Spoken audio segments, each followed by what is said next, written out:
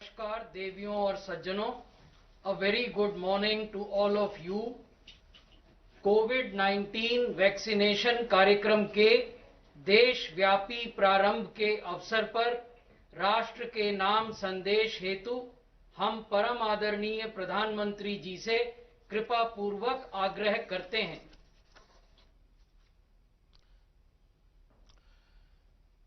मेरे प्यारे देशवासियों, नमस्कार। आज के दिन का पूरे देश को बेसब्री से इंतजार रहा है। कितने महीनों से देश के हर घर में बच्चे, बूढ़े, जवान सभी की जुबान पर यही सवाल था कि कोरोना की वैक्सीन कब आएगी। तो अब कोरोना की वैक्सीन आ गई है, बहुत कम समय में आ गई है। अब से कुछ ही मिनट बाद भारत में दुनिया का सबसे बड़ा टीकाकरण अभियान शुरू होने जा रहा है। मैं सभी देशवासियों को इसके लिए बहुत बहुत बधाई देता हूं। आज वो वैज्ञानिक, वैक्सीन रिसर्च से जुड़े अनेकों लोग विशेष रूप से प्रशंसा के हकदार हैं, जो बीते कई महीनों से कोरोना के खिलाफ वैक्सीन बनाने में जुटे थे, दिन रात जुटे थे। न उन्होंने त्योहार देखा है, न उन्होंने दिन देखा है, न उन्होंने रात देखी है। आमतौर पर एक वैक्सीन बनाने में बरसों लग जाते हैं, लेकिन इतने कम समय में एक नहीं, दो मेड इन इंडिया वैक्सीन तैयार हुई है। इतना ही नहीं, कई और वैक्सीन पर भी काम तेज गति से चल रहा है। ये भारत के सामर्थ्य, भारत की वैज्ञानिक दक्षता, भारत के टैलेंट का जीता जागता सबूत है। ऐसी ही उपलब्धियों के लिए राष्ट्रकवि रामधारी सिंह दिनकर जी ने कहा था, मानव जब जोर लगाता है, पत्थर पानी बन जाता है। भाइयों और बहनों, भारत का टीकाकरण अभियान बहुत ही मानवीय और महत्वपूर्ण सिद्धांतों पर आधारित है। जिसे सबसे ज्यादा जरूरी है, उसे सबसे पहले कोरोना का टीका लगेगा। जिसे कोरोना संक्रमण का रिस्क सबसे ज्यादा है, उसे पहले टीका लगेगा। जो हमारे डॉक्टर्स हैं, नर्सेस हैं, अस्पताल में सफाई कर्मी हैं, मेडिकल, पैरामेडिकल स्टाफ हैं, वो कोरोना की वैक्सीन के सबसे पहले हकदार हैं। चाहे वो सरकारी अस्पताल में हो या फिर प्राइवेट में, सभी को ये वैक्सीन प्राथमिकता पर लगेगी। इसके बाद उन लोगों को टीका लगाया जाएगा जिन पर जरूरी सेवाओं और देश की रक्षा या कानून व्यवस्था की जिम्मेदारी है। जैसे हमारे सुरक्षा बल हो गए, पुलिसकर्मी हो गए, फायर ब्रिगेड के लोग हो गए, सफाई कर्मचारी हो गए, इन सभी को ये वैक्सीन प्राथमिकता पर लगेगी। और मैंने जैसा पहले भी कहा है, इनकी संख्या करीब करीब 3 करोड़ होती है। इन सभी के वैक्सीनेशन का खर्च भारत सरकार द्वारा उठाया जाएगा। साथियों, इस टीकाकरण अभियान की पुख्ता तैयारियों के लिए राज्य सरकारों के सहयोग से देश के कोने कोने में ट्रायल्स किए गए हैं, ड्राई रन्स हुए हैं। विशेष तौर पर बनाए गए कोविन डिजिटल प्लेटफॉर्म में टीकाकरण के लिए रजिस्ट्रेशन से लेकर ट्रैकिंग तक की व्यवस्था है। आपको पहला टीका लगने के बाद दूसरी डोज कब लगेगी, इसकी जानकारी भी आपके फोन पर दी जाएगी। और मैं सभी देशवासियों को ये बात फिर याद दिलाना चाहता हूं कि कोरोना वैक्सीन की 2 डोज लगनी बहुत जरूरी है। एक डोज ले लिया और फिर भूल गए, ऐसा गलती मत करना। और जैसा एक्सपर्ट्स कह रहे हैं, पहली और दूसरी डोज के बीच लगभग 1 महीने का अंतराल भी रखा जाएगा।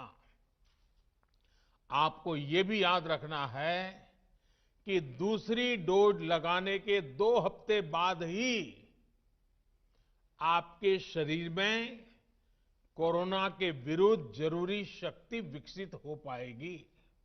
इसलिए टीका लगते ही आप असावधानी बरतने लगें, मास्क निकालकर रख दें, 2 गज की दूरी भूल जाएं, ये सब मत करिएगा। मैं प्रार्थना करता हूं, मत करिएगा। और मैं आपको एक और चीज बहुत आग्रह से कहना चाहता हूं। जिस तरह धैर्य के साथ आपने कोरोना का मुकाबला किया, वैसे ही धैर्य अब वैक्सीनेशन के समय भी दिखाना है। साथियों, इतिहास में इस प्रकार का और इतने बड़े स्तर का टीकाकरण अभियान पहले कभी नहीं चलाया गया है। ये अभियान कितना बड़ा है, इसका अंदाज आप सिर्फ पहले चरण से ही लगा सकते हैं। दुनिया के 100 से भी ज्यादा ऐसे देश हैं जिनकी संख्या 3 करोड़ से कम है, और भारत वैक्सीनेशन के अपने पहले चरण में ही 3 करोड़ लोगों का टीकाकरण कर रहा है। दूसरे चरण में हमें इसको 30 करोड़ की संख्या तक ले जाना है। जो बुजुर्ग हैं, जो गंभीर बीमारी से ग्रस्त हैं, उन्हें वो अगले चरण में टीका लगेगा। आप कल्पना कर सकते हैं, 30 करोड़ की आबादी से ऊपर के दुनिया के सिर्फ 3 ही देश हैं, खुद भारत, चीन और अमेरिका। और कोई भी देश ऐसा नहीं है जिनकी आबादी इनसे ज्यादा हो। इसलिए भारत का टीकाकरण अभियान इतना बड़ा है, और इसलिए ये अभियान भारत के सामर्थ्य को दिखाता है। और मैं देशवासियों को एक और बात कहना चाहता हूं। हमारे वैज्ञानिक, हमारे एक्सपर्ट्स जब दोनों मेड इन इंडिया वैक्सीन की सुरक्षा और प्रभाव को लेकर आश्वस्त हुए, तभी उन्होंने इसके इमरजेंसी उपयोग की अनुमति दी है। इसलिए देशवासियों को किसी भी तरह के प्रोपेगेंडा, अफवाहें, दुष्प्रचार से बचकर रहना है। साथियों, भारत के वैक्सीन वैज्ञानिक, हमारा मेडिकल सिस्टम भारत की प्रक्रिया की पूरे विश्व में बहुत विश्वसनीयता है और पहले से है। हमने ये विश्वास अपने ट्रैक रिकॉर्ड से हासिल किया है। मेरे प्यारे देशवासियों, हर हिंदुस्तानी इस बात का गर्व करेगा कि दुनिया भर के करीब 60% बच्चों को जो जीवन रक्षक टीके लगते हैं, वो भारत में ही बनते हैं। भारत की सख्त वैज्ञानिक प्रक्रियाओं से ही होकर के गुजरते हैं। भारत के वैज्ञानिकों को और वैक्सीन से जुड़ी हमारी विशेषज्ञता पर दुनिया का ये विश्वास made in India corona vaccine में और मजबूत होने वाला है। इसकी कुछ और खास बातें हैं जो आज मैं देशवासियों को जरूर बताना चाहता हूं। ये भारतीय वैक्सीन विदेशी वैक्सीनों की तुलना में बहुत सस्ती हैं और इनका उपयोग भी उतना ही आसान है। विदेश में तो कुछ वैक्सीन ऐसी हैं जिसकी एक डोज 5,000 रुपया तक में है और जिसे -70 डिग्री तापमान में फ्रीज में रखना होता है। -70 डिग्री।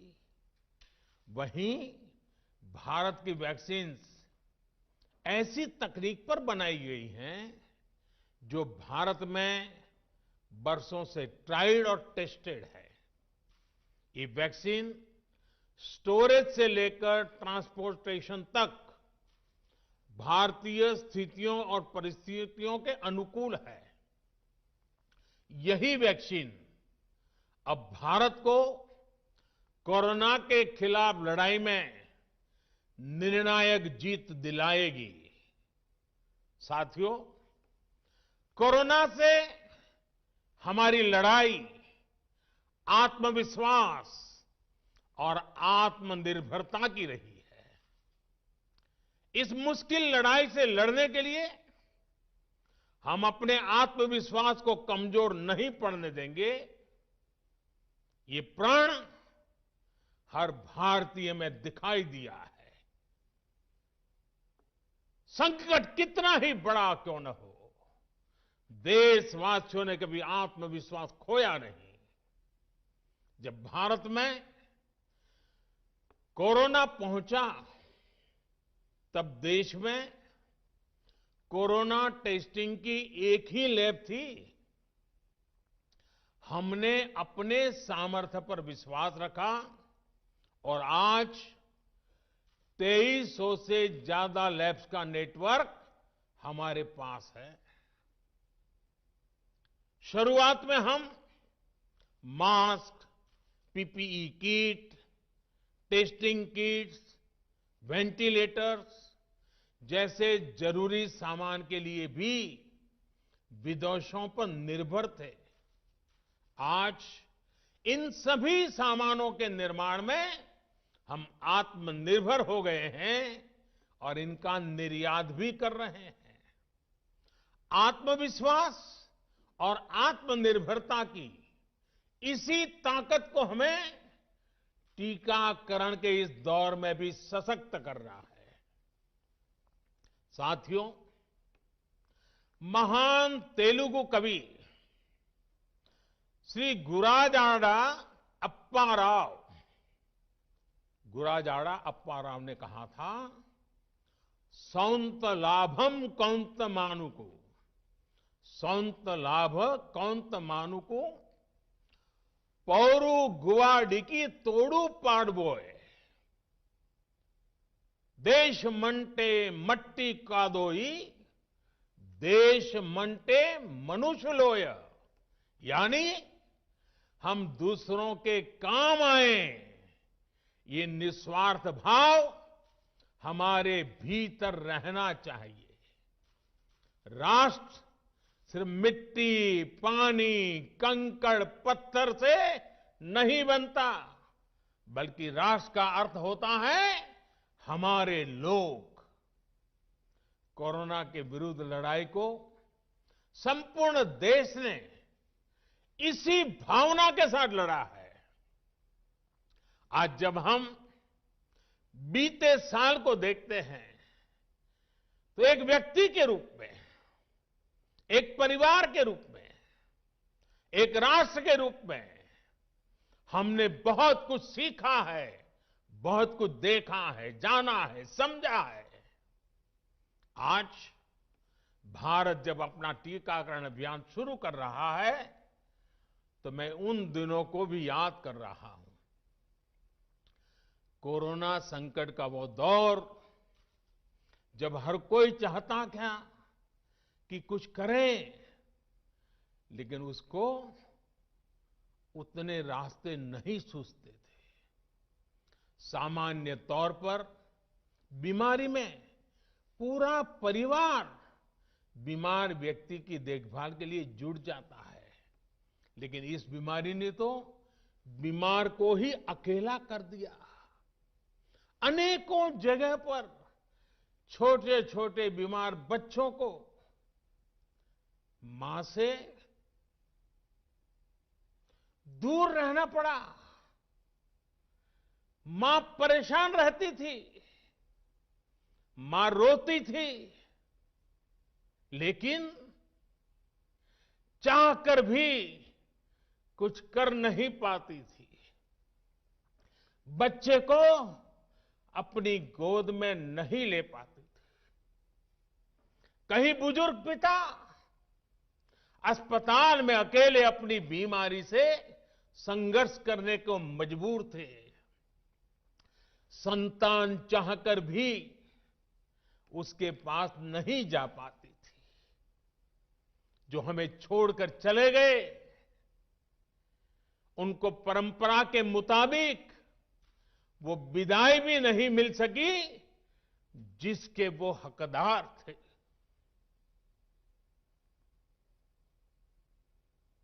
जितना हम उस समय के बारे में सोचते हैं, मन सिहर जाता है, उदास हो जाता है। लेकिन साथियों, संकट के उसी समय में, निराशा के उसी वातावरण में कोई आशा का भी संचार कर रहा था। हमें बचाने के लिए अपने प्राणों को संकट में डाल रहा था। हमारे doctor, nurse, paramedical staff, ambulance driver, ASHA worker, सफाई कर्मचारी, पुलिस के साथी और दूसरे फ्रंटलाइन वर्कर्स, उन्होंने मानवता के प्रति अपने दायित्व को प्राथमिकता दी। इनमें से अधिकांश तब अपने बच्चों, अपने परिवार से दूर रहे, कई कई दिन तक घर नहीं गए।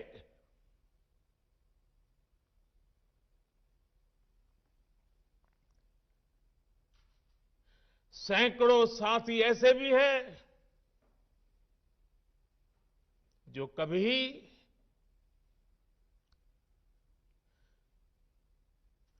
घर वापस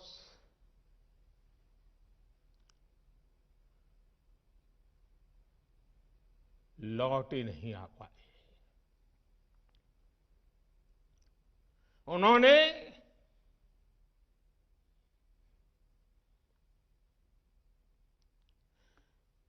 एक एक जीवन को बचाने के लिए अपना जीवन आहूत कर दिया। इसलिए आज कोरोना का पहला टीका स्वास्थ्य सेवा से जुड़े लोगों को लगाकर एक तरह से समाज अपना ऋण चुका रहा है। ये टीका उन सभी साथियों के प्रति कृतज्ञ राष्ट्र की आदरांजलि भी है। भाइयों और बहनों, मानव इतिहास में अनेक विपदाएं आई, महामारियां आई, भीषण युद्ध हुए, लेकिन कोरोना जैसी चुनौती की किसी ने कल्पना नहीं की थी। ये एक ऐसी महामारी थी जिसका अनुभव ना तो साइंस को था, ना ही सोसाइटी को था। तमाम देशों से जो तस्वीरें आ रही थी, वो खबरें आ रही थी, वो पूरी दुनिया के साथ साथ हर भारतीय को विचलित कर रही थी। ऐसे हालात में दुनिया के बड़े बड़े एक्सपर्ट्स भारत को लेकर तमाम आशंकाएं जता रहे थे। लेकिन साथियों, भारत की जिस बहुत बड़ी आबादी को हमारी कमजोरी बताया जा रहा था, उसको ही हमने अपनी ताकत बना दिया। भारत ने संवेदनशीलता और सहभागिता को लड़ाई का आधार बनाया। भारत ने 24 घंटे सतर्क रहते हुए, हर घटनाक्रम पर नजर रखते हुए सही समय पर सही फैसले लिए। 30 जनवरी को भारत में कोरोना का पहला मामला मिला,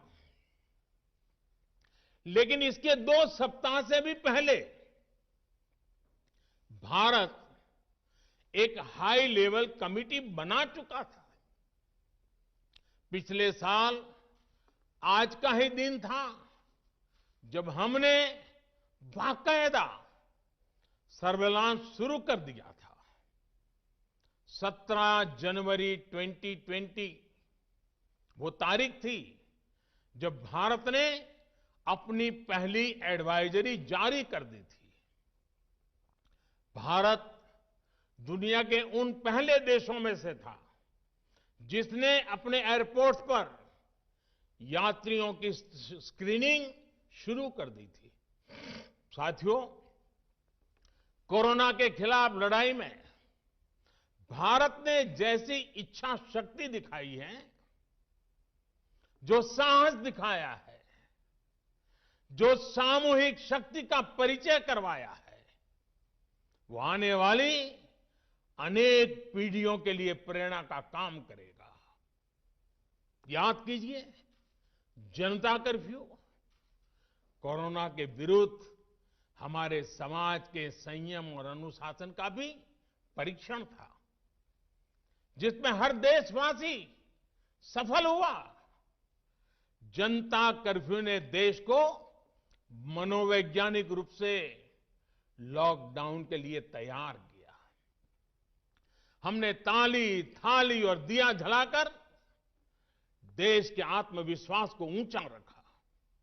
साथियों, कोरोना जैसे अनजान दुश्मन जिसके एक्शन रिएक्शन को बड़े बड़े सामर्थ्यवान देश नहीं भांप पा रहे थे, उसके संक्रमण को रोकने का सबसे प्रभावी तरीका ही यही था कि जो जहां है वो वहीं रहे।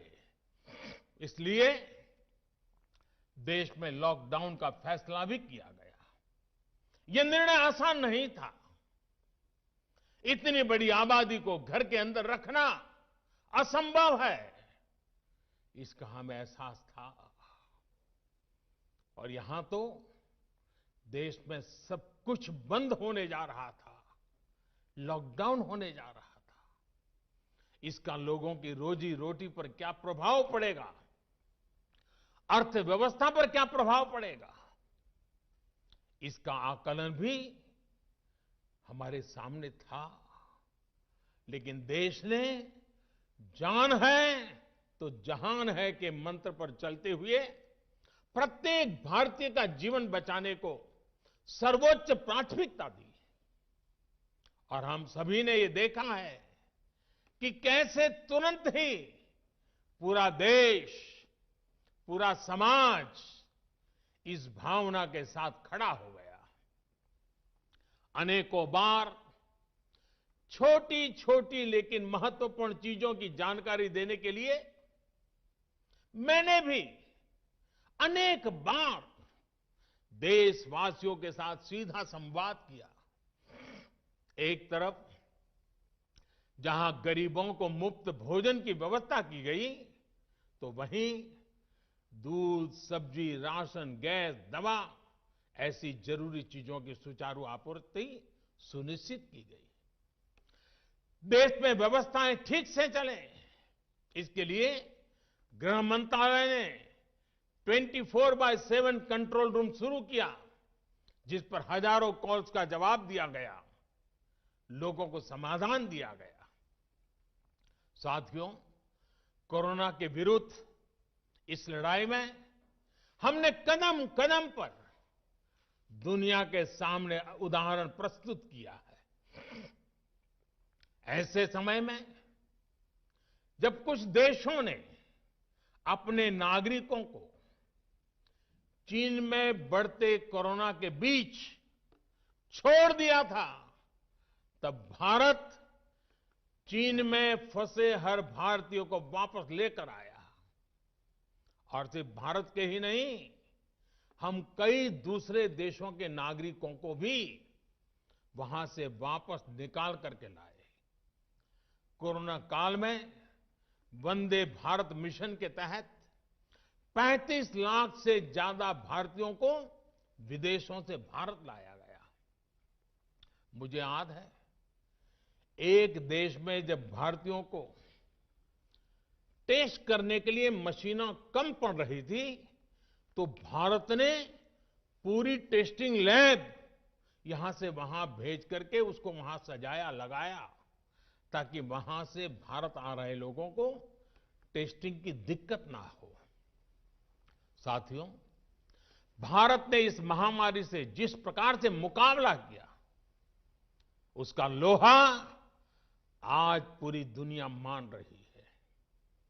केंद्र और राज्य सरकारें, स्थानीय निकाय, हर सरकारी संस्थान, सामाजिक संस्थाएं कैसे एकजुट होकर बेहतर काम कर सकते हैं, ये उदाहरण भी भारत ने दुनिया के सामने रखा। इसरो, डीआरडीओ, फौज से लेकर किसानों और श्रमिकों तक सभी एक संकल्प के साथ कैसे काम कर सकते हैं, ये भारत ने दिखाया है। 2 गज की दूरी और मास्क है जरूरी, उस पर फोकस करने वालों में भी भारत अग्रणी देशों में रहा। भाइयों और बहनों, आज इन्हीं सब प्रयासों का परिणाम है कि भारत में कोरोना से होने वाली मृत्यु की दर कम है और ठीक होने वालों की दर बहुत अधिक है। देश के कई जिले ऐसे हैं जहां एक भी व्यक्ति को हमें कोरोना की वजह से खोना नहीं पड़ा। इन जिलों में हर व्यक्ति कोरोना से ठीक होने के बाद अपने घर पहुंचा है। बहुत से जिले ऐसे भी हैं जहां बीते 2 सप्ताह से कोरोना संक्रमण का एक भी केस नहीं आया है। जहां तक कि लॉकडाउन के से प्रभावित अर्थव्यवस्था की रिकवरी में भी भारत दुनिया में आगे निकल रहा है। भारत उन गिने चुने देशों में है जिसने मुश्किल के बावजूद दुनिया के 150 से ज्यादा देशों में जरूरी दवाएं और जरूरी मेडिकल सहायता पहुंचाई।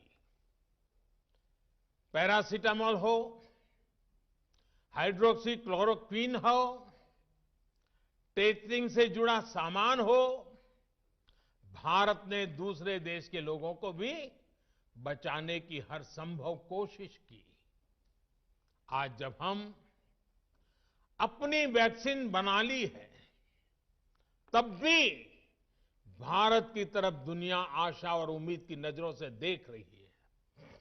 हमारा टीकाकरण अभियान जैसे जैसे आगे बढ़ेगा, दुनिया के अनेक देशों को हमारे अनुभव का लाभ मिलेगा। भारत की वैक्सीन, हमारी उत्पादन क्षमता पूरी मानवता के हित में काम आए, ये हमारी प्रतिबद्धता है। भाइयों और बहनों, ये टीकाकरण अभियान अभी लंबा चलेगा। हमें जन जन के जीवन को बचाने में योगदान देने का मौका मिला है और इसलिए इस अभियान से जुड़ी प्रक्रिया को, उस प्रक्रिया का हिस्सा बनने के लिए भी देश में वॉलेंटियर आगे आ रहे हैं। मैं उनका स्वागत करता हूं और भी अधिक वॉलेंटियर्स को मैं अपना समय इस सेवा कार्य में जोड़ने के लिए जरूर आग्रह करूंगा। हां, जैसा मैंने पहले कहा, मास्क, 2 गज की दूरी और साफ सफाई ये टीके के दौरान भी और बाद में भी जरूरी रहेंगे। टीका लग गया तो उसका अर्थ ये नहीं कि आप कोरोना से बचाव के दूसरे तरीके छोड़ दें। अब हमें नया प्रण लेना है। दवाई भी, कड़ाई भी। दवाई भी, कड़ाई भी। आप सभी स्वस्थ रहें, इसी कामना के साथ इस टीकाकरण अभियान के लिए पूरे देश को बहुत बहुत शुभकामनाएं देता हूं।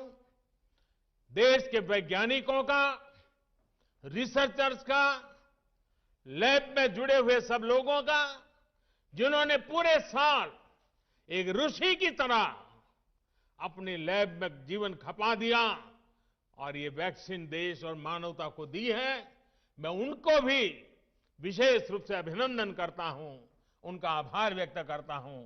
मेरी आप सबको बहुत बहुत शुभकामनाएं हैं। आप जल्द इसका लाभ उठाएं, आप भी स्वस्थ रहें, आपका परिवार भी स्वस्थ रहें, पूरी मानव जात इस संकट की घड़ी से बाहर निकले और स्वस्थता हम सबको प्राप्त हो, इसी एक कामना के साथ आप सबका बहुत बहुत धन्यवाद। परम आदरणीय प्रधानमंत्री जी से अनुरोध है कि रिमोट बटन दबाकर विश्व के सबसे बड़े वैक्सीनेशन कार्यक्रम का औपचारिक प्रारंभ करने की कृपा करें।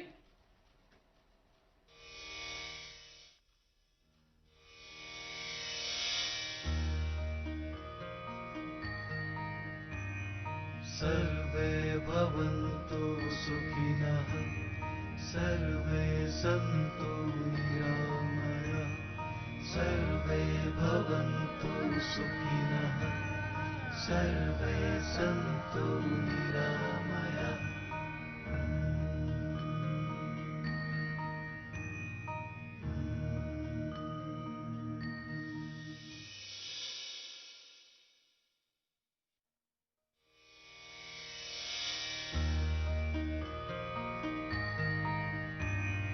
सर्वे भवन्तु सुखिनः सर्वे सन्तु निरामयाः सर्वे भवन्तु सुखिनः सर्वे सन्तु निरामयाः।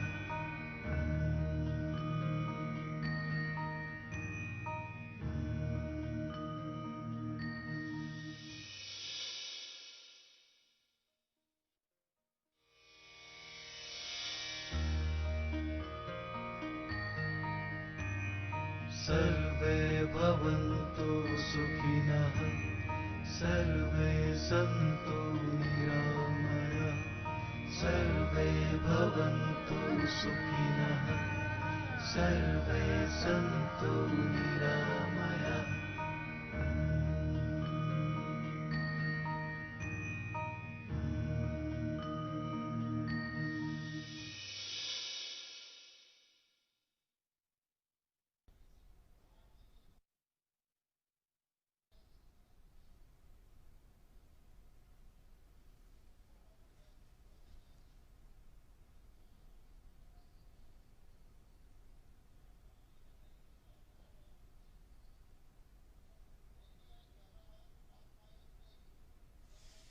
प्रधानमंत्री द्वारा भारत के दुनिया के विश्व कह सकते